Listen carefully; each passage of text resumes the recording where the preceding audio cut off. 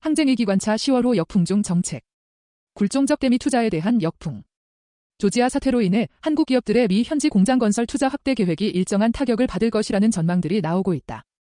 트럼프 미 정부의 이민 정책과 이와 연관된 비자 정책이 안정적인 기업 활동을 보장해주지 못하고 있어서다. 미한 당국은 문제 해결을 위해 실무 그룹을 구성하고 비자 규정에 대한 협상안에 일정한 진전이 있는 것으로 알려졌지만 한국 기업들은 대미 투자와 미국에서의 경제 활동에 일정한 우려를 가질 수밖에 없다. 바이든 정부 당시 반도체 법에 따라 삼성전자 등 반도체 분야 기업들이 보조금 지원을 약속받고 미국 진출을 결정했다.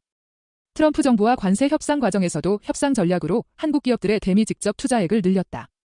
2025년 9월 현재 현대차 그룹 LG 엔솔을 비롯해 삼성전자, 삼성 SDI, SK 하이닉스, SK온, CJ, 제일제당, LS 전선, 현대모비스, 현대제철, 한화, 큐셀 등 10대 그룹 계열사 중에서만 20여 개 기업이 미국에서 공장 신증서를 추진하고 있다.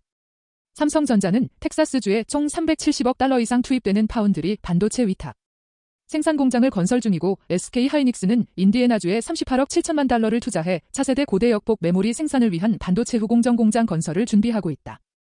이번 사태의 진원지인 HL 가공장에는 LG엔솔과 현대차가 약 63억 달러 투자했다. 주요 인력이 모두 미국을 떠나면서 공장 건설은 최소 2개월에서 3개월 지연될 것으로 보인다. LG엔솔은 이외에도 애리조나주 퀸크릭, 미시간주 랜싱, 오하이오주 파예트 카운티 등 총 4개 지역에서 공장을 건설하고 있다. 삼성 SDI는 인디애나주의 스텔란티스 제너럴 모터스와 각각 합작 공장을 건설 중이며 두 공장의 합산 투자액은 74억 달러에 이른다. SK온도 조지아주, 켄터키주, 테네시주 등의 공장을 세운다. 하나는 미한 조선산업협력 프로젝트 마스가 미국 조선업을 다시 위대하게의 일환으로 필라델피아 조선소에 50억 달러를 추가 투자하기로 했다. 미한 관세 협상과 미한 정상회담을 앞두고 한국 기업들이 배터리 업계를 비롯해 반도체, 조선 자동차 등 분야에서 미국 전역에 투자하기로 한 규모가 1,500억 달러, 약 210조 원을 웃돈다.